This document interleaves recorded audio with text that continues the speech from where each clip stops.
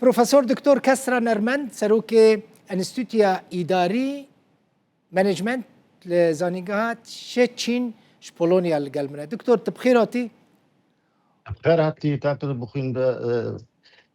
استناد بينو نزانم بجارت. اي والله يا زيزانو تدبيرم بس دكتور ما شاء الله باشا تجي قال لك جوانا دكتور دستي تساغبن مالا تآوا براستي رولك تقلك مازنبو كتفان زانيجاهين كردستان ببي بولونيا وبشتاري كونفرانسا كناف دولتي يا مزن بكي ارمانجا تيا سركه چبو كتفان زانيجاهين كردستان بتايبتي يا كوباني ببي بولونيا دكتور خود ارمان جامعه دستپیک بری او قاره وقت بجه علمی او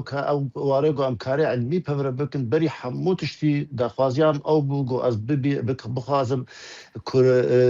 زانکوی کردستان هر شی پارچه کردستان ما بگنه هفدول پولونیا وقت بجه ولاتا کی ناتورالش بو هفدو ببینن بکی هفدو ناس بکن فیده تجربه هفدو بکن او تشتهانه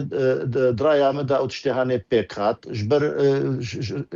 universiteta tishk hat nevedre Salahaddin Wadra hat nevedre وجه universitet هناك تركي جهات nevedre ام pavra runishna به universitet دنيا جهاتنا وك ماروكو مالطا بو اردن بو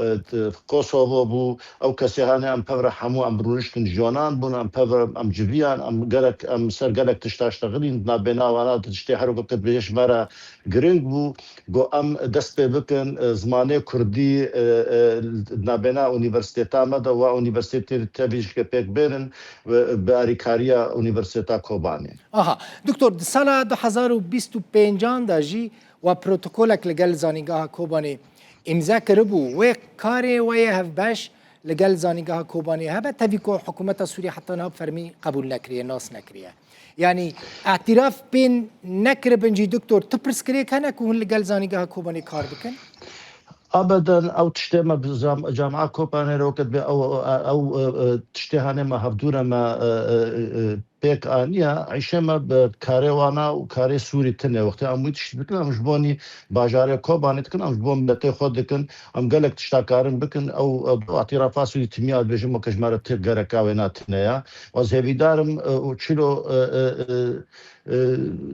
دروجايرو اونيفرسيتاتا كوباني وقت واقعك حكومه سوري بخازن خازي غرق او خندوانه قدس خندني كن غرق او خنداخ خلاص بكن غرق او شكب زمانه كردي بخون غرق و اونيفرسيتا دنيا حموچ كاري خو بيك بين يعني بهوريام ده او وقت بجي دم خازي بكهيبه كدو سي اكيد او تشتهانه و بيك وري استا ويا زانستي چاوي دكتور استا زانستي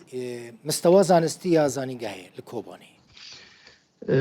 خدل گور ما شروان وانا دیش اج مرا گوت يعني قالك تشتي باش تنكرن حمود تشتي وانا وقت بيجي گرنگن ام پبر وقت ام مداوستان او قالك تشتي وقت بهنا ابقار پبر تذكر بكن بدون بستلن باشه وانت فكرن مثلا دما پیش تاجي شاندك زانيگاهن پولوني در باسی روز آوای کردستانی بکن ببن کوبانیش بوزانیگاه کوبانی ببن قامش لوج بوزانیگاه روجاوا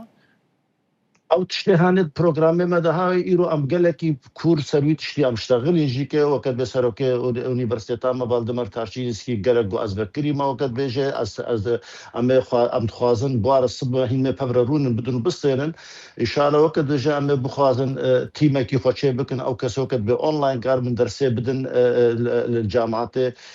جامعه کوبانه یا روجاوا ام بکن گو ام وقت به ام فیدکش هفدو بکن دروجه پیش داد كاقدر بخوين بتخواست وقت دافازي كامل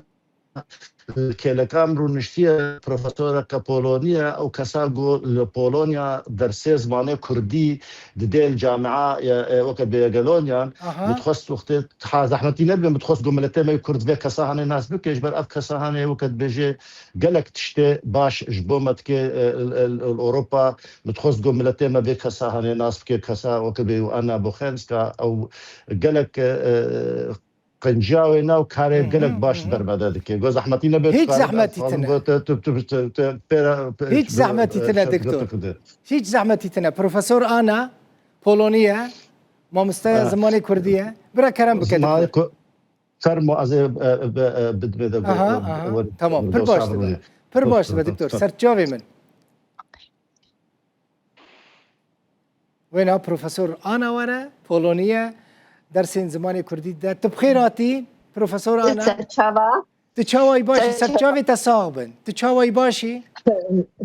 از باشم گرک سپاس از که باشم کلورم گرک سپاس جبو بخواندنوه هر همی سدیست پولونی از نیف پولونی نیف تاترم لپولونیا جدایک بومه از جتاترن پولونیایمه و از بدرجایی 25 ساله سر چنده کردی دشولم من نها سروکا بشه کردناسی لزانینگه های گلونسکی یا کراکوه یا باشور پولونیایه ولو داره از مجولی لکولینم چند و جواکا کردی و هر وها درسا کردی جدیدم درسا سر تاریخ کردان جدیدم ولی وک پروگرام ماستر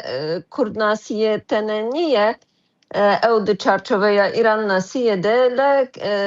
یعنی گرینگی دیدن مجارا کردیجی او نتنه او درس او هر وحاجی لکولین پروژه لکولینی که لسرمال پرا کردیش ستادیس پی ال کن هند دکارم ببینن ددومینن براو دست خوش کردیت چقاس باشه ده از وی بپرسم که تو فیری کردی کری تو چاو فیری کردی بوی به خواندن ادبیات کردی و به چونو خاطنا کردستان سپارچین کردستان حتی نها من دیتن بس روجاوا مایه من ندیتیه دی هری روجاوا لگل دکتور کسرا بچه روجاوا گلک خوشه از جی دخوازم و هبیا من لوما جی از جی هل بدم کو ام بکاربن زانینگه ها گلونسکی دگل زانینگه ها کوبانی جی پیمانک اینجا بکه کو ام دست به هاوکاریه جی بکن گلکی سپاس بکردی زمان کردی زمانه کی چاوه زمانه کی گلک شیرین و گلک دولمنده گلک زراوا و پیف تداهنه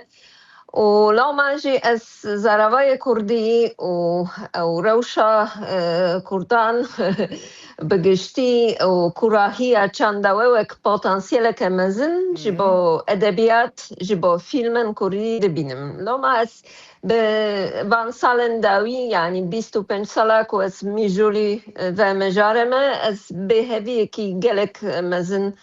لچاندا کردی دبینم و از تفکرم دوام همو پیشگیری بدن چاندا کردی جبرکو او به دکاره به امباسادور کی بالیوز هنکی گل بالیوز که هری باش یا کردستان لما از تفکرم از بانگا همو دکم ام گرینگی بدن چاندا کردی ادبیات کردی فیلمسازی کردی هنر کردی جبرکو او گلکی گرینگه و او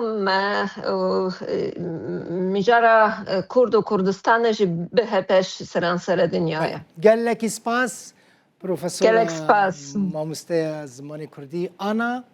و سپاس جبو دکتور کسرا نرمند کت آنی سر اکرانه